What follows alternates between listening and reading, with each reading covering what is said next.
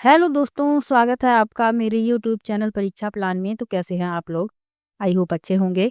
तो रीट लेवल 2 के लिए एसएसटी के इम्पोर्टेंट क्वेश्चन की मैं प्रैक्टिस करवा रही हूँ। ये प्रैक्टिस का 5वां वीडियो है। इसके पहले 4 वीडियो आ चुके हैं और रीट लेवल 2 के एसएसटी के प्रीवियस ईयर के सभी क्वेश्चन मैं सॉल्व करवा चुकी हूँ। 2011 वाले पेपर से मैंने शुरुआत की थी और 2022 तक सभी क्वेश्चन मैंने सॉल्व करवा दिए हैं। तो चलिए आज के वीडियो को शुरू करते हैं। वीडियो देखने के बाद यदि आपको अच्छा लगे तो वीडियो को लाइक और शेयर कीजिएगा और यदि आप चैनल पर नए हैं तो चैनल को सब्सक्राइब कर लीजिए। तो चलिए शुरू करते हैं। पहला प्रश्न दिया गया है, नीचे दो कथन ए और बी भारतीय इतिहास के तिथियों और काल के समसामयिक वाद विवादों के संदर्भ में दिए गए हैं। कथन ए दिया गया है, हिंदू मुस्लिम ब्रिटिश जैसी कालावधि उपयुक्त है क्योंकि शासकों का धर्म ही एकमात्र महत्वपूर्ण ऐतिहासिक परिवर्तन रहा है। कथन बी है, लंबी समयावधि में घटित होने वाली ऐतिहासिक प्रक्रियाओं को निश्चित तिथियों और काल विभाजनों के अंतर्गत लाना समस्यात्मक है।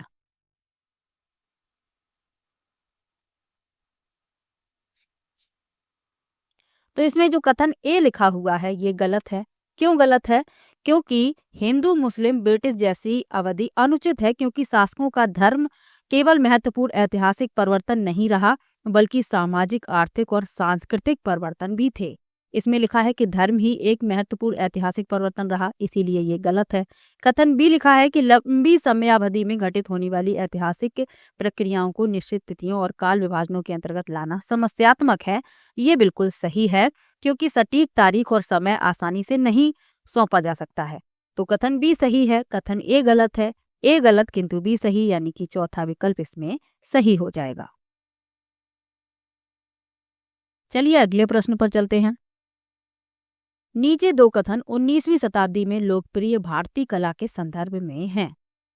कथन ए लिखा हुआ है, कई चित्रों में अपने आसपास के बदलावों का उपहास किया गया। अंग्रेजी भाषी लोगों के नए शौकों का मजाक तथा औरतों को घर से बाहर ना निकलने की सलाह दी गई। कथन बी है, राष्ट्रवादी विचारों को अभिव्यक्त करने और लोगों को ब्रिटिश शासन के खिलाफ उद्वेलित करने के लिए छवियों का इस्तेमाल किया जाता था।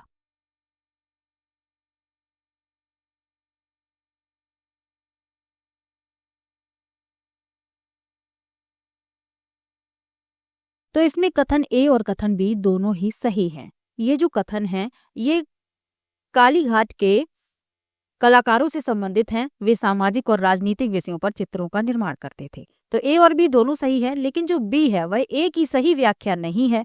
इसीलिए दूसरा विकल्प इस प्रश्न में उत्तर हो जाएगा। ए और बी दोनों सही हैं किंतु ए की सही व्याख्या बी नहीं है। चलिए अगले प्रश्न पर चलते हैं। ब्रिटिश काल से पहले बच्चों को पढ़ाया जाता था। पहला विकल्प है सरकारी संस्थानों में, दूसरा है एक निश्चित फीस लेकर, तीसरा विकल्प है साल भर फसल की कटाई के समय छोड़कर जब वे खेतों में काम करते थे, और चौथा है वार्षिक परीक्षा के माध्यम से मूल्यांकन के लिए। तो ब्रिटिश काल से पहले बच्चों को पढ़ाया जाता था साल भर फसल की कटाई के समय को छोड़कर जब वे खेतों में काम करते थे। तो उस समय उन्हें छुट्टी दी जाती थी जब खेतों में काम होता था, और फिर जब खेतों का काम खत्म हो जाता था तो कक्षाएं फिर से प्रारंभ हो जाती थी। तो तीसरा विकल्प इसमें सही हो जाएगा। चलिए अगले प्रश्न पर चलते हैं।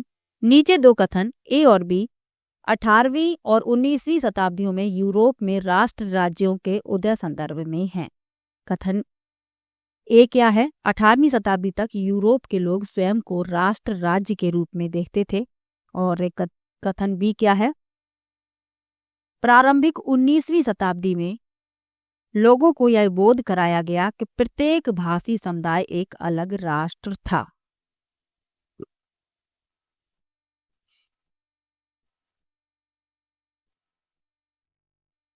तो जो कथन ए लिखा हुआ है कि 18वीं शताब्दी तक यूरोप के लोग स्वयं को राष्ट्र राज्य के रूप में देखते थे, ये गलत है।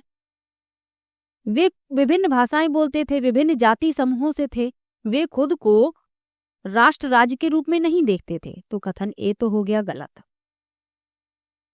कथन बी लिखा है कि प्रारंभिक 19वीं शताब्दी में लोगों को यह बोध कराया गया कि प्रत्येक भाषी समुदाय एक अलग राष्ट्र था, ये सही है।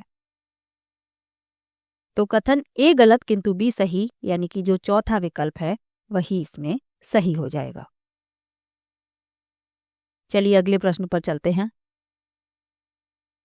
अगला प्रश्न है बीसीई का तात्पर्य है। तो बीसीई का तात्पर्य पूछा गया है। BCE का तात्पर्य होता है बिफोर कॉमन एरा। दूसरा विकल्प इसमें सही हो जाएगा। चलिए अगले प्रश्न पर चलते हैं। लिखा है हम यह आज कैसे जानते हैं कि पुरापाषाण युग में भारत में शुतुरमुर्ग होते थे। पहला विकल्प है उस समय की कृतियों में इन पक्षियों का विविध लेख हमें मिलता है। दूसरा है महाराष्ट्र के पटनेपुरा स्थल से शुतुरमुर्ग के अंडों के अवशेष मिले हैं। तीसरा है शुतुरमुर्गों पर मौखिक स्मृतियां हमारे पास दिल्ली के राष्ट्रीय संग्रहालय में अभिलेखित हैं। और चौथा है विदेशी यात्रियों के वृत्तांतों में इनका वर्णन है।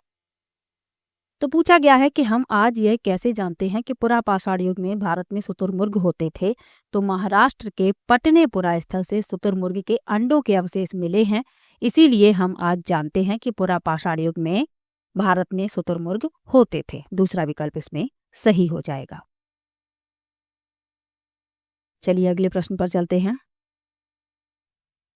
लिखा है हड़प्पा सभ्यता का पतन कैसे हुआ।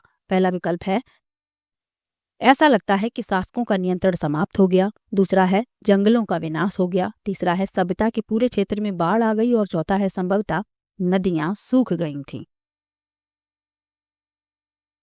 तो हड़प्पा सभ्यता का पतन कैसे हुआ ये हमसे पूछा गया है। तो इसमें जो सही है, ऐसा लगता है कि शासकों का नियंत्रण समाप्त हो गया। पहला सही है, जंगलों का विनाश हो गया होगा और संभवतः नदियां सूख गई होगी। तो ABD इसमें सही है। दूसरा विकल्प इस प्रश्न का उत्तर हो जाएगा। चलिए अगले प्रश्न पर चलते हैं। महायान बौद्ध धर्म के अंतर्गत पहला विकल्प है मूर्तियों में बुद्ध की उपस्थिति सिर्फ कुछ संकेतों के माध्यम से दर्शाई जाती थी। दूसरा है बुद्ध की प्रतिमाएं बनाई जाने लगी। तीसरा है बोधिसत्वों को स्वीकारा नहीं गया क्योंकि उन्हें अभी भी ज्ञान प्राप्ति करना बाकी था। और चौथा है मूर्ति कला के केंद्रों के रूप में मथुरा एवं तक्षशिला का पतन हुआ।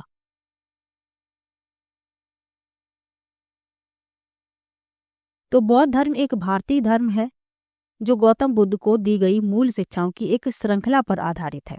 यह प्राचीन भारत में श्रमण परंपरा के रूप में 6ठी और 4ठी शताब्दी ईसा पूर्व के बीच उत्पन्न हुआ, जो एशिया के अधिकांश हिस्सों में फैल रहा था। अब इसमें पूछा गया है कि महायान बौद्ध धर्म के अंतर्गत।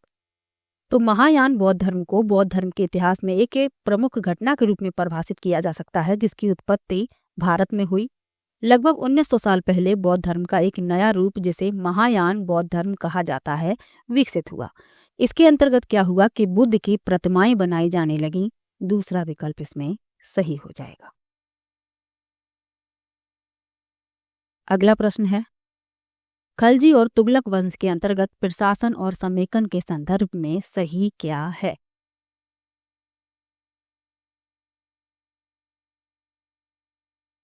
पहला विकल्प है उपमहाद्वीप का काफी बड़ा हिस्सा दिल्ली के सुल्तानों के अधिकार में रहा।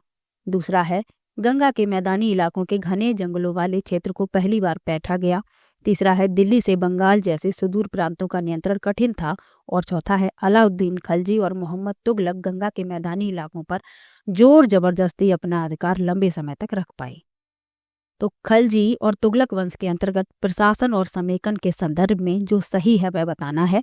तो दिल्ली से बंगाल जैसे सुदूर प्रांतों का नियंत्रण कठिन था। तीसरा विकल्प इसमें सही हो जाएगा। खिलजी और तुगलक भारतीय उपमहाद्वीप के मुस्लिम राजवंश थे, ये भी आपको याद रखना है। और इसमें तीसरा विकल्प सही है। चलिए अगले प्रश्न पर चलते हैं। जनजातीय लोगों के इतिहास के पुनर्निर्माण में निम्न में से कौन गलत कथन है। पहला विकल्प है समकालीन इतिहासकार और मुसाफिरों ने जनजातियों के बारे में बहुत कम जानकारी दी है।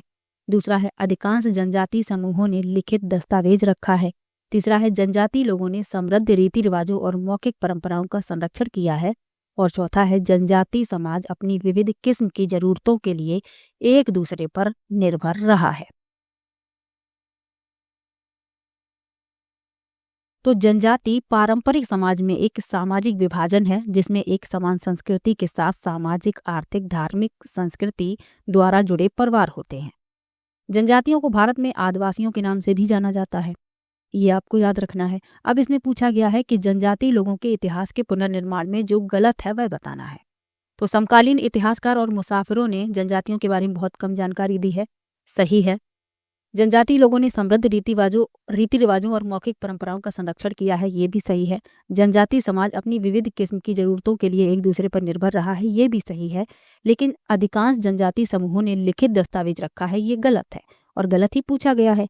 तो दूसरा विकल्प इसमें इस प्रश्न का उत्तर हो जाएगा। भारत के संविधान के अनुसूची 5 के तहत भारत में जनजातीय समुदायों को मान्यता दी गई है, तो ये भी आपको याद रखना है। अनुसूची पूछ ली जाती है तो आपको याद रखना है। चलिए अगले प्रश्न पर चलते हैं। अगला प्रश्न दिया गया है, 1857 के विद्रोह के बाद अंग्रेजों ने किस प्रकार भारत पर अपने नियंत्रण को समेकित किया। पहला है, ईस्ट इंडिया कंपनी के सारे अधिकार ब्रिटिश साम्राज्य के हाथ में सौंपकर ताकि भारतीय मामलों को ज्यादा बेहतर ढंग से संभाला जा सके।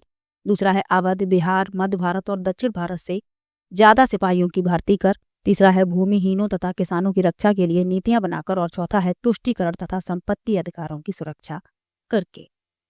तो 1857 के विद्रोह के बाद अंग्रेजों ने ईस्ट इंडिया कंपनी के सारे अधिकार ब्रिटिश साम्राज्य के हाथ में सौंपकर ताकि भारतीय मामलों को ज्यादा बेहतर ढंग से संभाला जा सके। पहला विकल्प इसमें सही हो जाएगा।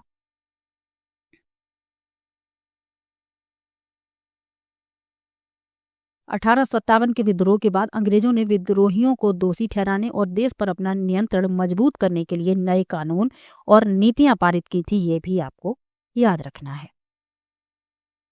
चलिए अगले प्रश्न पर चलते हैं।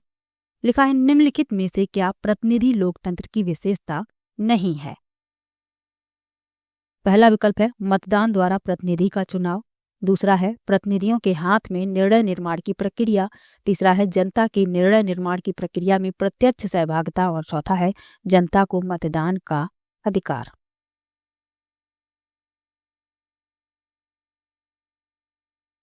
तो प्रतिनिधि लोकतंत्र की विशेषता नहीं है पूछी गई है। तो प्रतिनिधि लोकतंत्र एक प्रकार का लोकतंत्र है जिसमें सभी योग्य नागरिक उनका प्रतिनिधित्व करने के लिए अधिकारियों का निर्वाचन करने के लिए वोट देते हैं।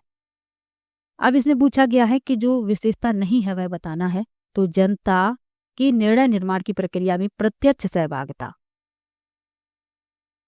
ये प्रतिनिधि लोकतंत्र की विशेषता नहीं है, तो यही इस प्रश्न का उत्तर हो जाएगा। प्रतिनिधि लोकतंत्र की जो विशेषताएं हैं वो भी आपको याद रखनी है। लोगों को मताधिकार, राजनीतिक दलों का अस्तित्व, स्वतंत्र, निष्पक्ष और नियमित चुनाव, निर्वाचन के माध्यम से प्रतिनिधियों को चुना जाना, बहुमत के आधार पर निर्णय पर पहुंचना और प्रतिनिधियों के हाथों में निर्णय लेने की क्षमता। तो ये आपको याद रखना है। इसमें तीसरा विकल्प इस प्रश्न का उत्तर है। चलिए अगले प्रश्न पर चलते हैं। भारत के किस क्षेत्र को छोटा तिब्बत कहा जाता है। पहला विकल्प है लद्दाख, दूसरा है अरुणाचल प्रदेश, तीसरा है सिक्किम और चौथा है हिमाचल प्रदेश। तो छोटा तिब्बत कहा जाता है लद्दाख को। पहला विकल्प इसमें सही हो जाएगा। चलिए अगले प्रश्न पर चलते हैं। भारत में अपील प्रणाली या पौनर्वादिक प्रणाली किसे कहते हैं। पहला विकल्प है न्यायिक सेवा में आवेदन का प्रावधान। दूसरा है न्यायालय के आदेश के खिलाफ संसद में अपील का प्रावधान। तीसरा है राज्य कार्यपालिका प्रमुख का सर्वोच्च अपील प्राधिकारी के रूप में कार्यरत होने का प्रावधान। और चौथा है निचली न्यायालय के आदेश के खिलाफ उच्च न्यायालय में अपील का प्रावधान।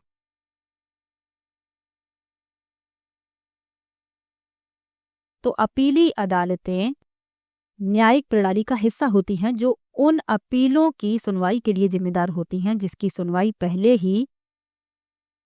ही सुनवाई के स्तर पर या अन्य निचली अदालत में हो चुकी है। तो चौथा विकल्प इसमें सही हो जाएगा, निचली न्यायालय के आदेश के खिलाफ उच्च न्यायालय में अपील का प्रावधान। चलिए अगले प्रश्न पर चलते हैं। निम्नलिखित में से कौन सा प्रायद्वीपीय पठार का लक्षण नहीं है। पहला है यह उत्तरी मैदानों के दक्षिण में स्थित है। दूसरा है इसके उत्तर पश्चिम में अरावली श्रृंखला स्थित है। तीसरा है यहाँ कोयला एवं लौह अयस्क जैसे खनिजों की प्रचुरता है। और चौथा है इस पठार का पश्चिम की ओर बहने वाली महानदी और कृष्णा नदियां मौजूद हैं। तो प्रायद्वीपीय पठार पृथ्वी के सबसे पुराने भूभागों में से एक है। प्रायद्वीपीय पठार अत्यधिक असमान सतह के साथ आकार में त्रिकोणीय है। तो ये आपको याद रखना है। और इसका निर्माण गोंडवाना भूमि के टूटने और बहने के कारण हुआ था और इस तरह यह सबसे पुराने भूभाग का हिस्सा बन गया। तो इसमें जो लक्षण नहीं है वह बताना है। तो यह उत्तरी मैदानों के दक्षिण में स्थित है, ये बिल्कुल सही है। इसके उत्तर पश्चिम में अरावली श्रृंखला है, ये भी सही है। यहाँ कोयला एवं लौह अयस्क जैसे खनिजों की प्रचुरता है, ये भी सही है। लेकिन इस पठार पर पश्चिम की ओर बहने वाली महानदी और कृष्णा नदियां मौजूद हैं, ये गलत है, क्योंकि महानदी और कृष्णा ये पूर्व की ओर बहने वाली नदियां हैं, पश्चिम की ओर बहने वाली नदियां नहीं हैं। तो इसमें लक्षण नहीं है पूछा गया था, तो यही इस प्रश्न का उत्तर हो जाएगा। चलिए अगले प्रश्न पर चलते हैं।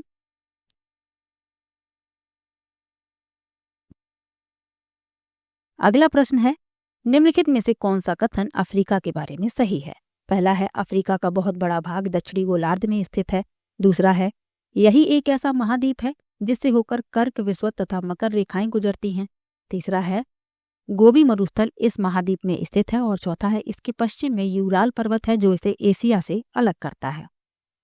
तो अफ्रीका के बारे में जो सत्य कथन है वह बताना है। तो अफ्रीका दूसरा सबसे बड़ा महाद्वीप है, ये आपको याद रखना है। और सबसे बड़ा महाद्वीप एशिया है, ये भी आपको याद रखना है। अब इसके बारे में जो सत्य है वह बताना है।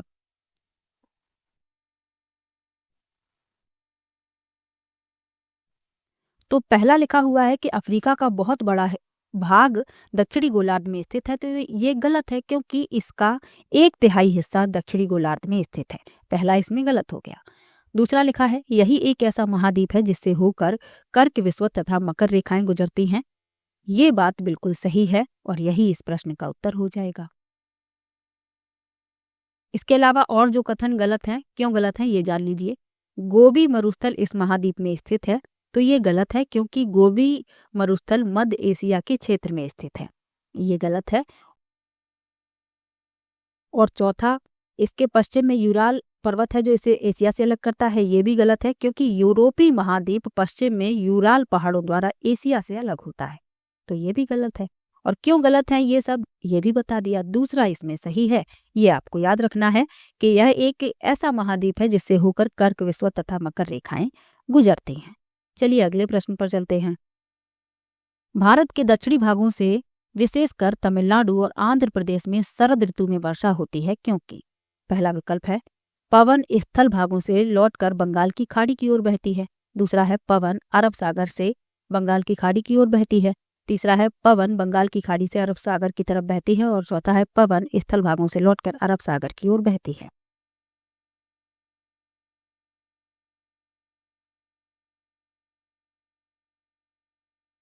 तो भारत के दक्षिणी भागों विशेष रूप से तमिलनाडु, आंध्र प्रदेश, उड़ीसा तट पर शरद ऋतु में वर्षा होती है, क्योंकि पवनें मुख्य भूमि से बंगाल की खाड़ी में वापस जा रही होती हैं। तो इसमें पहला विकल्प इस प्रश्न का उत्तर हो जाएगा। चलिए अगले प्रश्न पर चलते हैं। जन स्वास्थ्य के क्षेत्र में कोस्टा रिका उपागम किसे कहा गया है? पहला विकल्प है, स्वास्थ्य और सुरक्षा पर एक समान खर्च करना। दूसरा है, सुरक्षा बजट पर स्वास्थ्य बजट से ज्यादा खर्च करना। तीसरा है, सैन्य बल न रखना ताकि जन स्वास्थ्य पर ज्यादा खर्चा किया जा सके। और चौथा है, सेना के जवानों के स्वास्थ्य पर खर्चा करना। तो जन स्वास्थ्य के क्षेत्र में कोस्टा रिका उपागम कहा गया है कि सैन्य बल न रखना ताकि जन स्वास्थ्य पर ज्यादा खर्चा किया जा सके। तीसरा विकल्प इस प्रश्न में सही हो जाएगा। कोस्टा रिका मध्य अमेरिका में एक देश है जिसके उत्तर दिशा में निकारागुआ, दक्षिण में पनामा, पश्चिम में प्रशांत महासागर और पूर्व में कैरिबियन सागर है, ये आपको याद रखना है। और कोस्टा रिका को महाद्वीप के सबसे स्वस्थ देशों में एक माना जाता है, ये भी आपको याद रखना है। चलिए अगले प्रश्न पर चलते हैं। 1997 में भारतीय उच्चतम न्यायालय ने विशाखा निर्देश की रचना महिलाओं को फिल करना है यौन उत्पीड़न से बचाने के लिए की। पहला विकल्प है, गाड़ियों में। दूसरा है, कार्यस्थलों पर। तीसरा है, वैवाहिक संबंधों में। और चौथा है, सड़कों पर।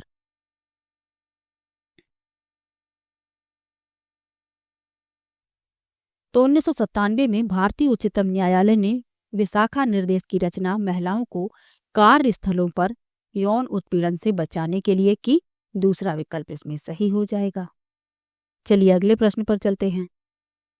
निम्नलिखित में से कौन भारत में एक राज्य के राज्यपाल की नियुक्ति करते हैं?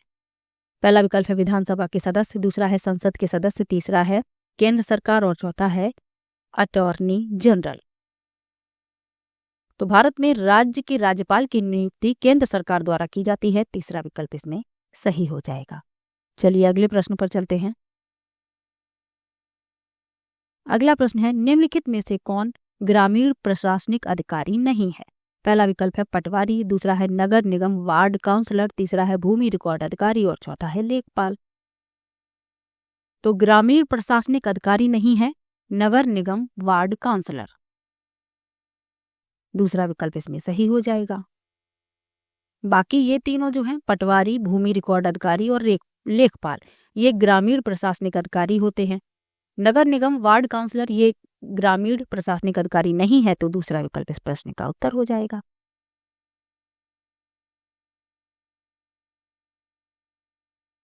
अगला प्रश्न है, भारतीय उच्चतम न्यायालय द्वारा दिए गए डी.के. बासु निर्देश क्या है?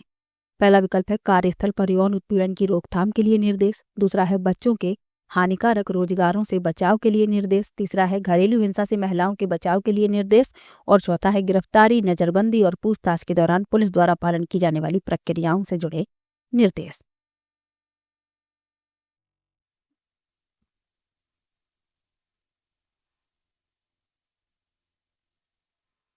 तो भारतीय उच्चतम न्यायालय द्वारा दिए गए डी.के. बासु निर्देश गिरफ्तारी, नजरबंदी और पूछताछ के दौरान पुलिस द्वारा पालन की जाने वाली प्रक्रियाओं से जुड़े निर्देश हैं। चौथा विकल्प इसमें सही है। इंपॉर्टेंट प्रश्न है, कई परीक्षाओं में पूछा गया है। चलिए अगले प्रश्न पर चलते हैं। वन अधिकार कानून 2006 अपने शीर्षक में कौन सी श्रेणी के अधिकारों को स्वीकारता है? पहला है अनुसूचित जनजातियां, दूसरा है अनुसूचित जातियां, तीसरा है आर्थिक रूप से पिछड़े वर्ग और चौथा है अति पिछड़ी जातियां। तो वन अधिकार कानून 2006 अपने शीर्षक में अनुसूचित जनजातियों के अधिकारों को स्वीकारता है। पहला विकल्प इसमें सही हो जाएगा। चलिए अगले प्रश्न पर चलते हैं।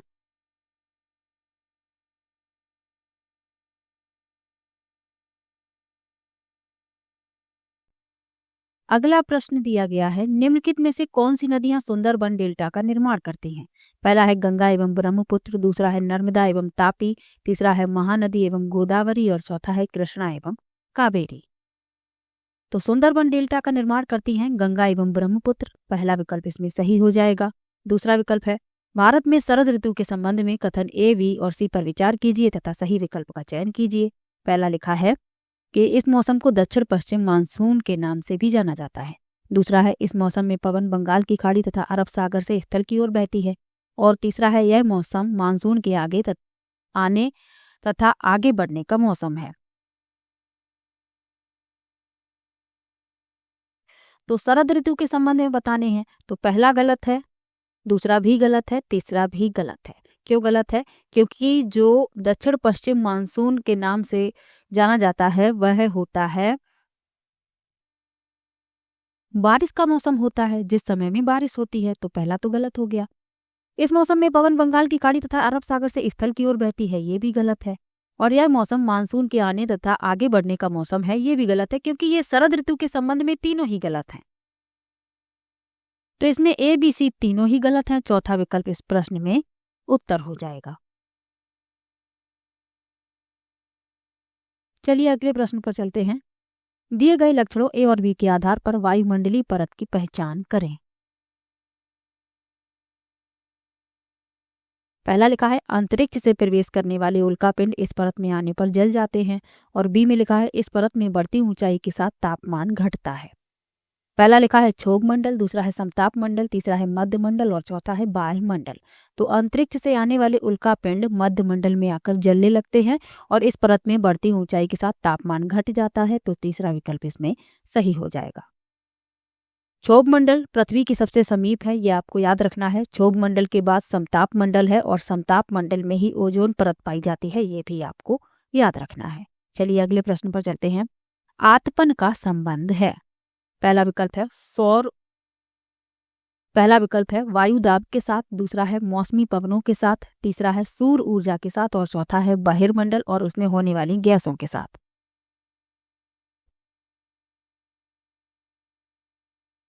तो आतपन का संबंध पूछा गया है, तो आतपन का संबंध सूर्य ऊर्जा के साथ है, सूर्य ऊर्जा के साथ। तीसरा विकल्प इसमें सही हो जाएगा। चलिए अगले प्रश्न पर चलते हैं। उचित विकल्पों के साथ निम्नलिखित का मिलान कीजिए। यानी कि हमें मिलान करना है, फिर बताना है कौन सा विकल्प सही है। लिखा है शंकुधारी वन। तो शंकुधारी वन पाए जाते हैं, शंकुधारी जो वन होते हैं ये नरम काष्ठ वाले सदाबहार वृक्ष होते हैं। इसे तीसरे से मिला देंगे। उसके बाद लिखा है भूमध्य सागरीय वनस्पति महाद्वीपों तथा पश्चिमी महाद्वीपों का पश्चिमी एवं दक्षिण पश्चिमी किनारा, इसे चौथे से मिला देंगे। उसके बाद लिखा है उष्णकटिबंधीय सदाबहार वन। तो ये दृढ़ काष्ठ वाले वृक्ष होते हैं, इन्हें दूसरे से मिला देंगे। और शीतोष्ण सदाबहार वन, इन्हें पहले से मिला देंगे।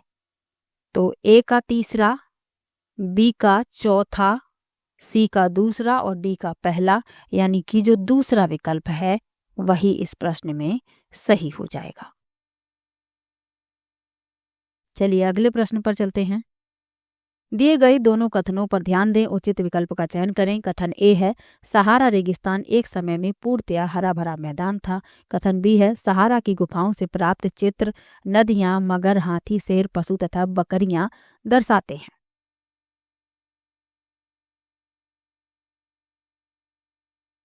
तो सहारा रेगिस्तान उत्तरी अफ्रीका का एक बड़ा हिस्सा है।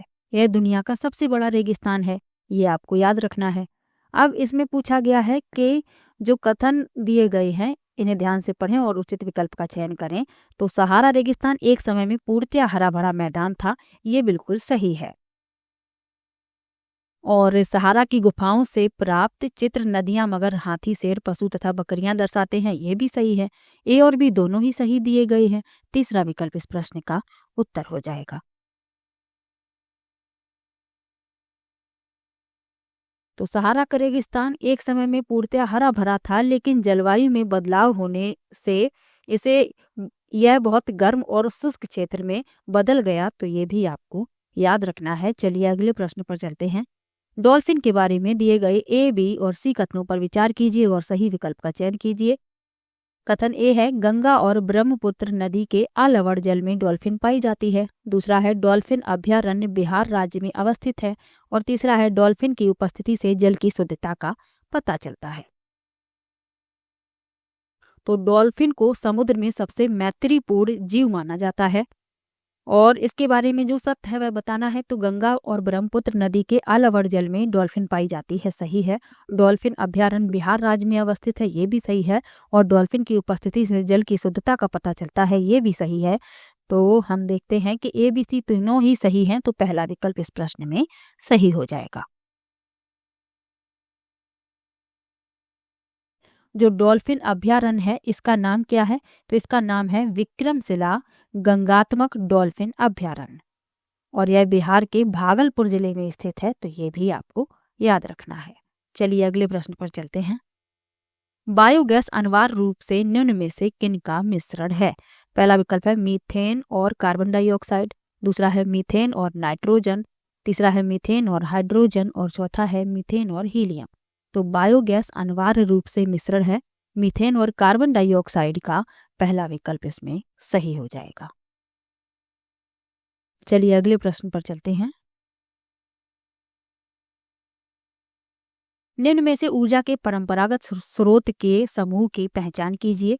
पहला है खनिज तेल, प्राकृतिक गैस, ईंधन, दूसरा है कोयला, ईंधन, बायोगैस, तीसरा है जल विद्युत, भूतापी ऊर्जा, ज्वारीय ऊर्जा और चौथा है परमाणु ऊर्जा, सौर ऊर्जा, जल विद्युत। तो परंपरागत ऊर्जा के स्रोत की पहचान करना है। तो परंपरागत ऊर्जा के स्रोत को गैर नवीकरणीय स्रोतों के रूप में भी जाना जाता है। तो इसमें खनिज तेल, प्राकृतिक गैस और ईंधन ये परंपरागत ऊर्जा के स्रोत हैं। तो पहला विकल्प इसमें सही हो जाएगा। चलिए अगले प्रश्न पर चलते हैं। तेलंगाना राज्य पहले भारत के किस राज्य का हिस्सा था? पहला विकल्प है मध्य प्रदेश, दूसरा है कर्नाटक, तीसरा है महाराष्ट्र और चौथा है आंध्र प्रदेश।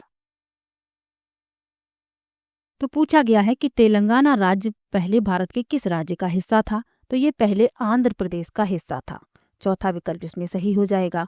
जून 2014 में ये आंध्र प्रदेश से अलग होकर एक नया राज्य बन गया। तो ये भी आपको याद रखना है। इसमें आपका चौथा विकल्प सही है। चलिए अगले प्रश्न पर चलते हैं। पुलिस थाने के प्रभारी का पद नाम क्या है? पहला है स्टेशन हाउस अफसर, दूसरा है पुलिस अधीक्षक, तीसरा है अफसर ऑन स्पेशल ड्यूटी और चौथा है होम इंस्पेक्टर। तो पुलिस थाने के प्रभारी का पद नाम क्या है ये पूछा गया है, तो स्टेशन हाउस अफसर पहला विकल्प इसमें सही हो जाएगा। चलिए अगले प्रश्न पर चलते हैं और ये आज का आखिरी प्रश्न है।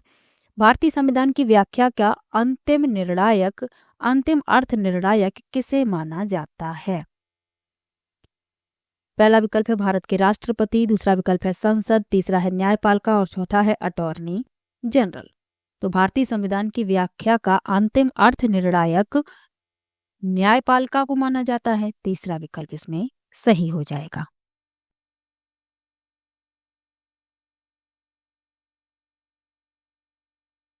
तो 35 प्रश्न आज की वीडियो में लिए हैं। किसी भी प्रश्न में आपको डाउट हो आप कमेंट बॉक्स में जरूर लिखिएगा। मिलते हैं नेक्स्ट वीडियो में, तब तक के लिए बाय बाय।